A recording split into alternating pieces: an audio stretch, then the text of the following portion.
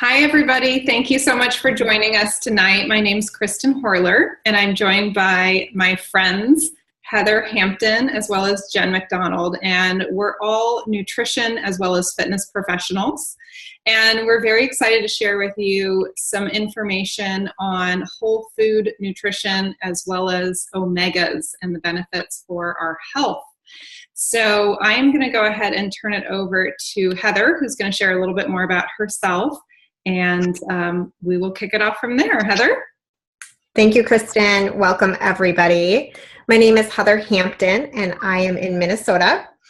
I have a wonderful husband, a son who is 7 years old, and a daughter who is 2.5.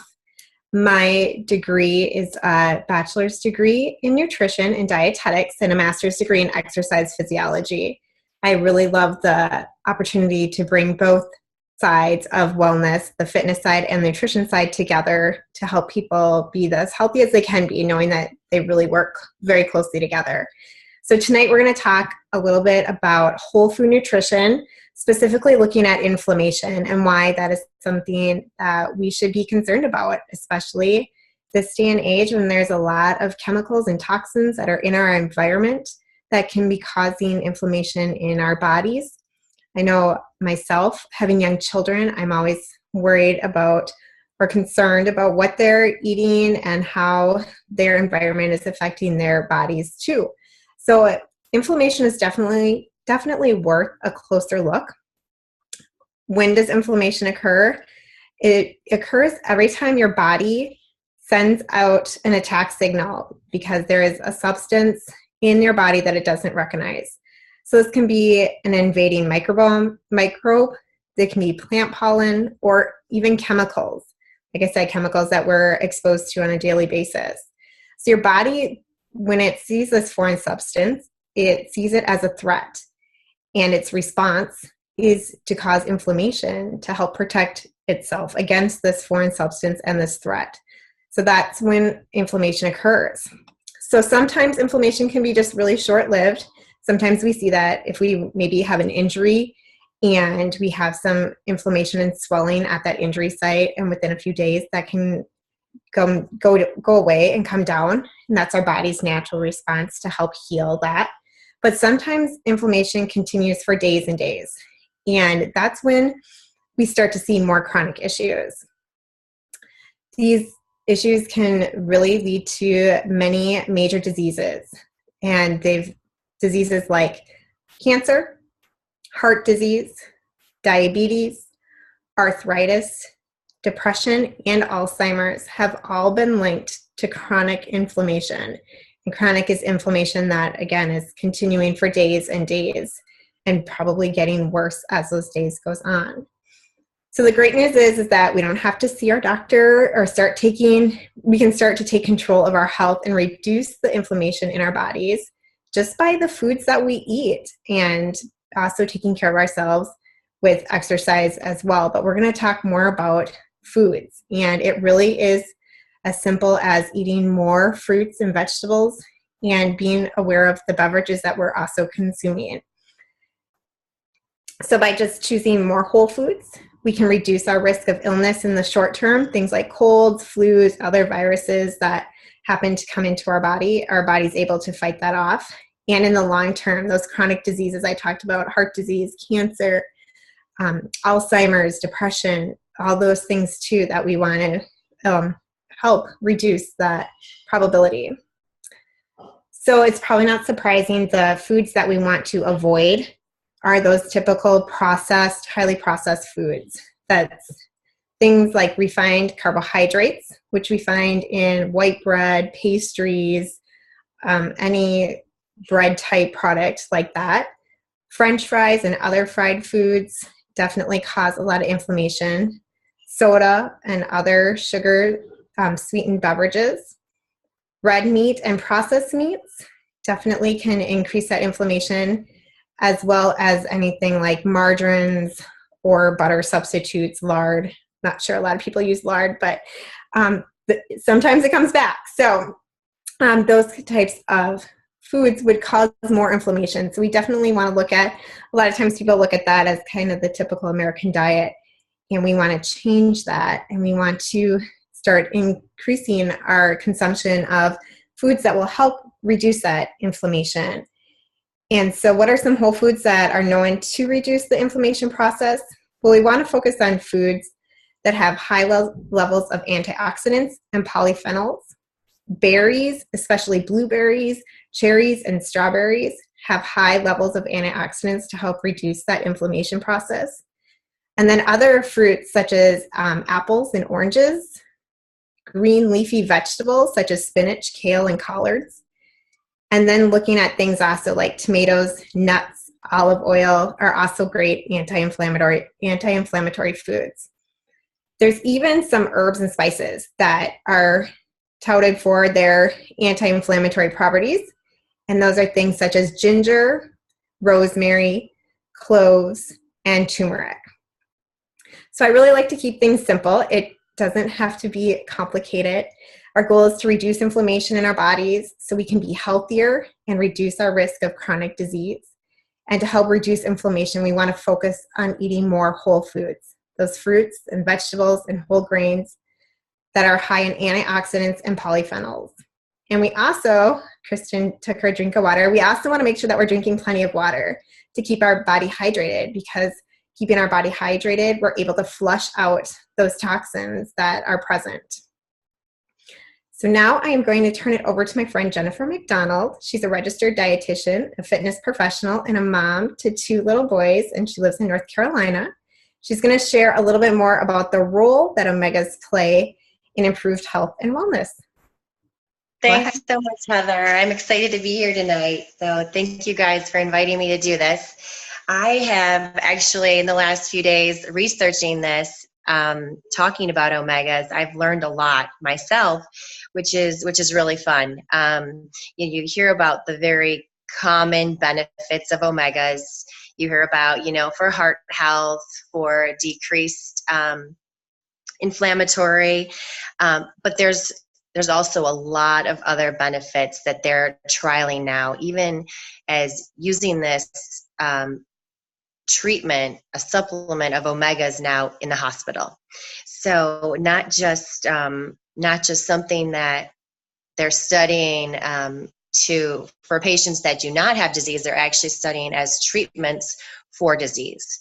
So people that have already had previous heart attacks, people that already have other conditions, they're finding that we're able to start introducing some omegas into our diet and into our lives as supplements, and actually being able to reduce medications.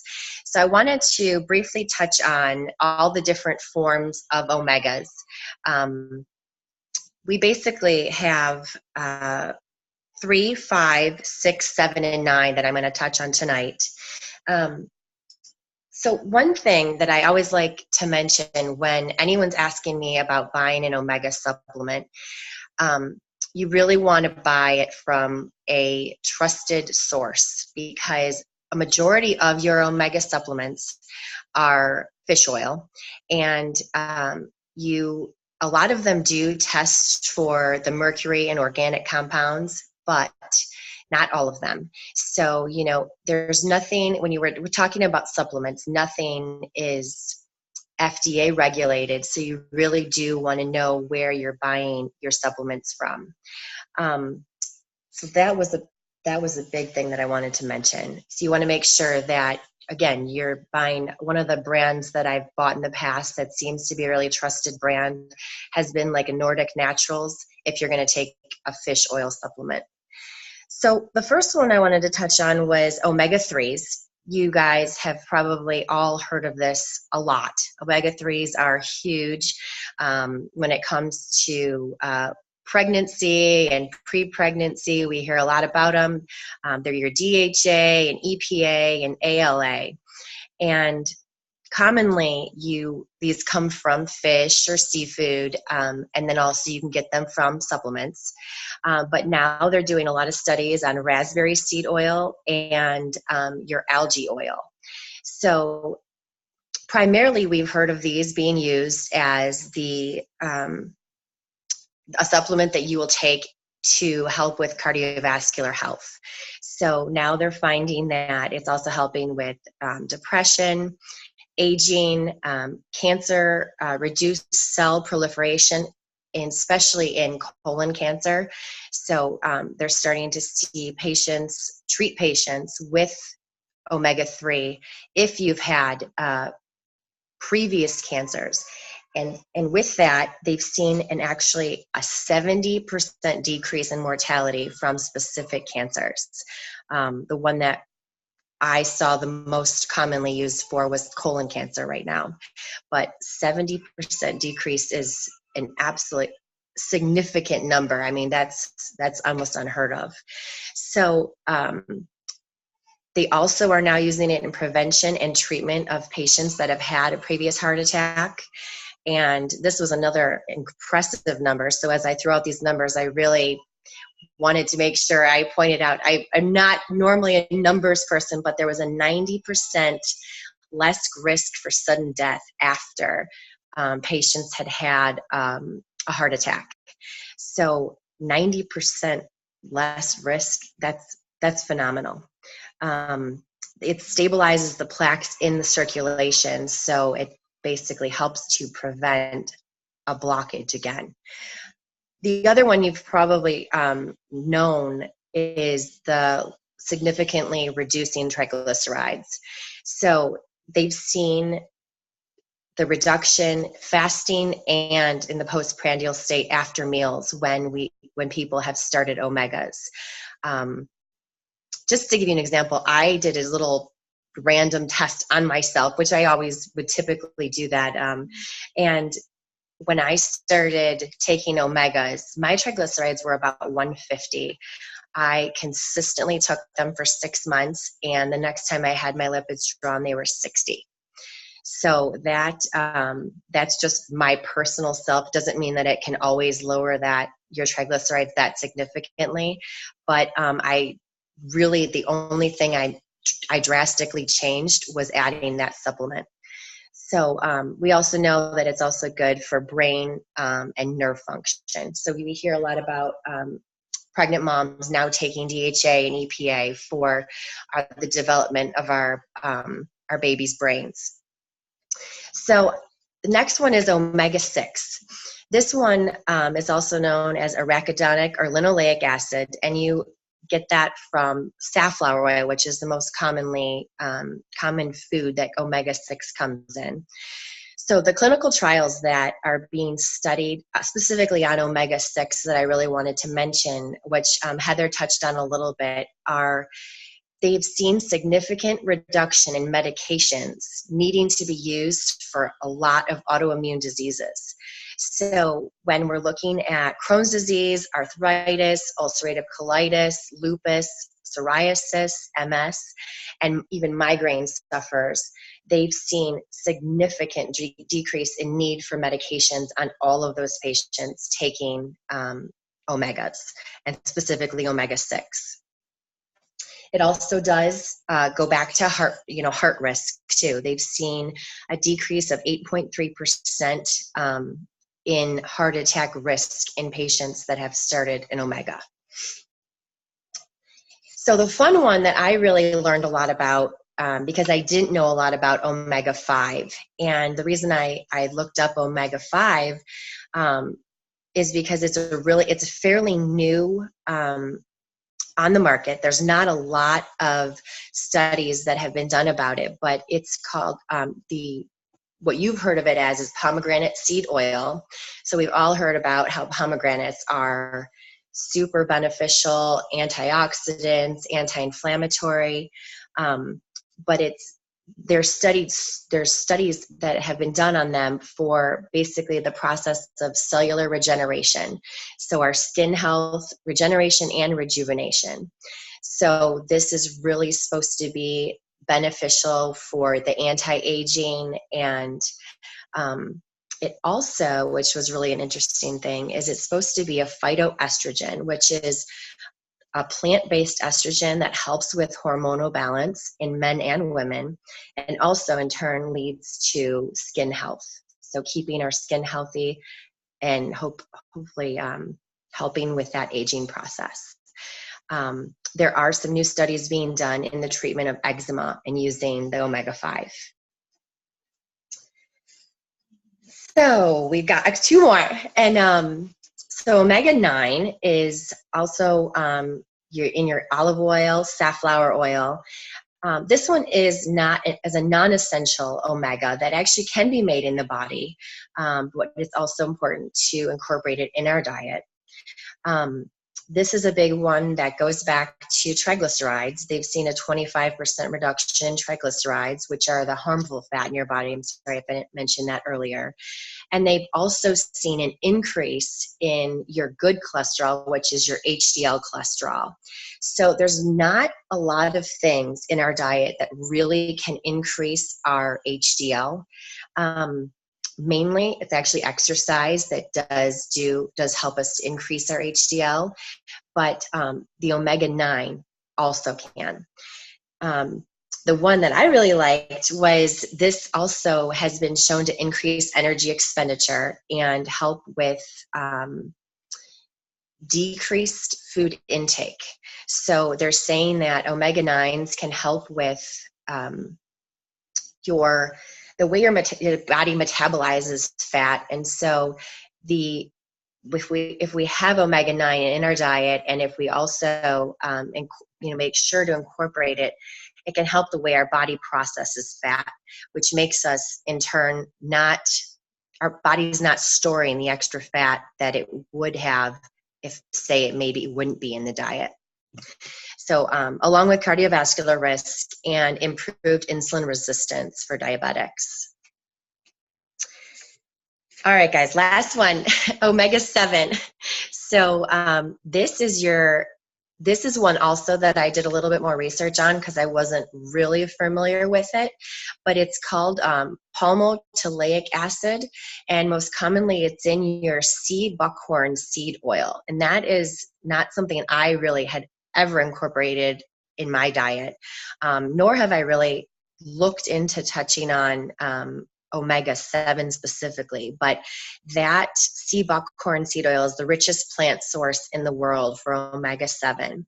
And this does a little something similar to the omega-9s, where it helps to counteract weight gain with reduced inflammation, and it also may help oxidize fat that is not needed in our body.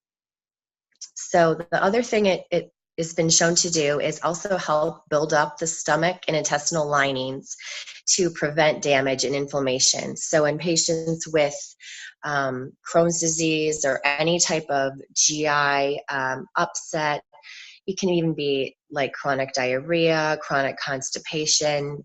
This has been shown to really be beneficial, the omega-7. So I wanted to just mention that our daily average intake should really be anywhere from 1 to 2 grams of omega throughout each day. So this is just this is not necessarily a treatment, but this is the average intake anybody with or without conditions could take. So Juice Plus has just started coming out with an omega that contains 1,354 milligrams of omega, and it comes from 3, 5, 6, 7, and 9. So this is just something to look at, and I know Kristen is going to touch more on this.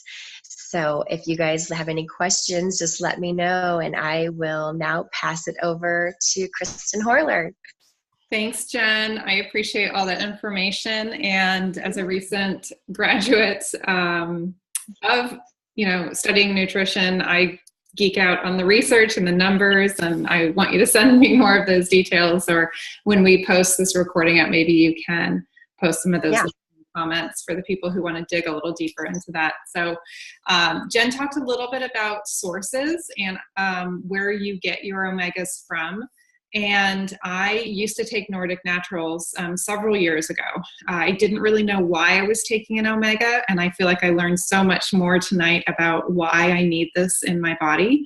But the reason I stopped taking Nordic Naturals a few years ago, even though I felt that it was a good quality product from a good company, there's two reasons. One is because when I was in grad school, I went to a plant-based healthcare nutrition conference in San Diego. And for the first time in my life, learned that even though we're eating fish or eating fish oil to get omegas, they don't naturally produce it.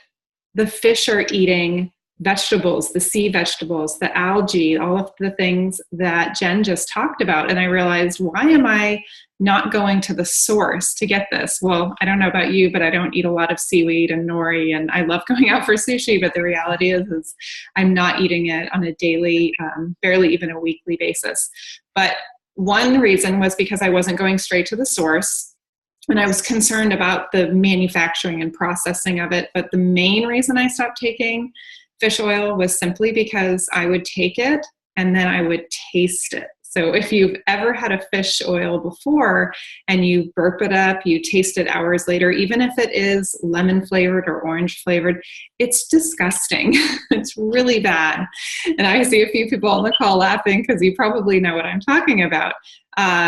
So I did stop taking those a few years ago when I learned about this. And I was lucky enough to be a part of an early release pilot program with the Juice Plus company, which Jen had just touched on. So this product I have been on, and you can see 3, 5, 6, 7, and 9, everything that Jen was just talking about, the wide, broad spectrum. I have been taking these capsules, they're beautiful, for 8 weeks now. And I wanted to share a little bit about my experience, since I was probably one of the first people to start taking this product in the pilot program. I really didn't have any expectations because I didn't see a difference taking the omegas previously that I had taken.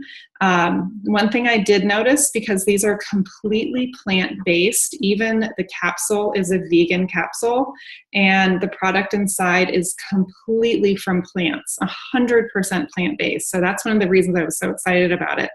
I can tell you when I take them, what I taste, if I have any aftertaste from it, it's nice. It's orange, it's vanilla, and I'll just read you the ingredients here.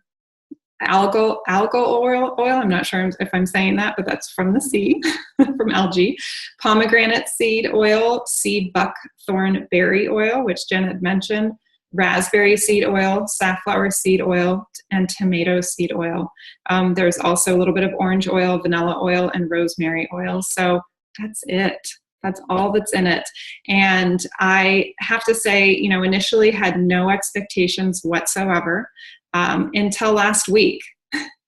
I got my period. Thank goodness there's all girls on the call. I got my period and I have had no cramps. None. And usually this is something that, is pretty intense for me. And I was really, really surprised. And I actually reached out to Jen and I reached out to a couple of other friends and said, is this a normal response to taking omegas? And then the conversation we had is, yes, you're reducing inflammation significantly. So I was excited to learn that, and definitely I'm going to keep taking this product and look forward to seeing what additional changes I see with my body over time. Heather had talked a lot about chronic inflammation, and really systemic inflammation is the root of all disease. And I'm glad that Heather touched on so many different diseases that we can look towards whole foods as a way of preventing and even reversing disease by focusing on more whole foods, fewer processed foods, and really looking at foods that are very high in antioxidants. So, I don't know what your lifestyle is or what stresses you put your body under, but as a fitness professional and an avid exerciser, I'm typically exercising about 6 days a week. A rest day for me is walking 3 or 4 miles over the bridge with my husband. He laughs at me and says, this is my work day and this is your rest day. But I just enjoy being outdoors, being active, getting, sunshine and fresh air, and using my body while I still have it and can use it every day. But I also put a lot of stress on my body in addition to that inflammation from strength training and cardiovascular exercise like running and doing stairs and walking the bridge. But I also put a lot of stress on my body by getting up almost every day, 5 to 6 days a week, at 5 a.m. So I'm very diligent, like I'm in my pajamas right now, about getting to bed by 9 o'clock, 8:45, 9 o'clock, and, making sure I have a good 7.5 to 8 hours of sleep every night. But that does put a lot of stress on your body, getting up early, or if you're a mom and you've got young children who are getting you up in the night or early in the morning, that puts a lot of stress on your body. And then also, I just love to work really, really hard. I've always got my hands in a few different things that I'm working on. I'm not really idle. And I just love to work really hard, but it's another thing that puts a lot of stress on your body, physically, mentally, and that's where we need to look at our nutrition. We need to look at our hydration, our rest. All of these things are just so important to keep us at optimal health so that as we're aging, we're thriving. Instead of, going down this path of medication after medication, it's very much a slippery slope. And one of the things that I just wanted to touch on before we wrap it up is that Heather talked about foods that are high in antioxidants. And that's one of the reasons we love the Juice Plus company. The foundation products that both Jen and Heather and I take are the Orchard, Garden, and Vineyard capsules, which have all of the fruits and vegetables that Heather named earlier and more. Very, very high in antioxidants.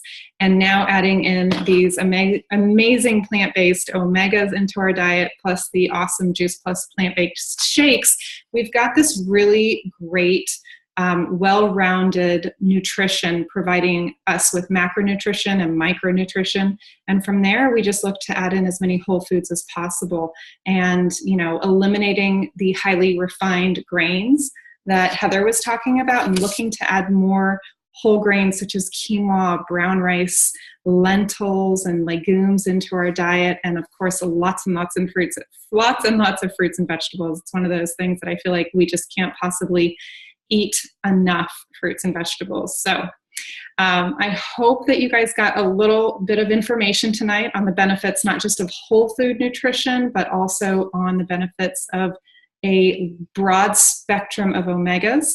So I just want to thank our co-hosts this evening, and also invite you to please get with the person who invited you to the call tonight if you're looking for a little bit more information, whether that's just on whole food nutrition, on fitness, or on our wonderful Juice Plus products. So thanks again, you guys, for joining us tonight, and have a wonderful evening. Bye-bye.